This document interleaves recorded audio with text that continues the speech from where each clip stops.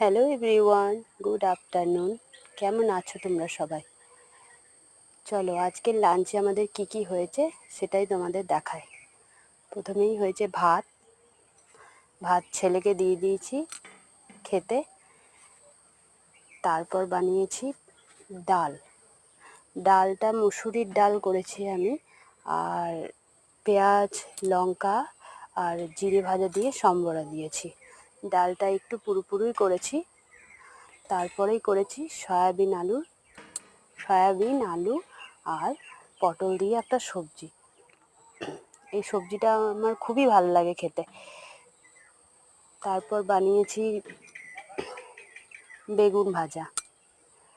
এখানে একটা বেগুন ভাজা 4টে বানিয়েছিলাম, একটা ছেলেকে দিয়ে দিয়েছি। আর বানিয়েছি মাছের মশলা, মানে রুই মাছ দিয়ে মশলা করেছি।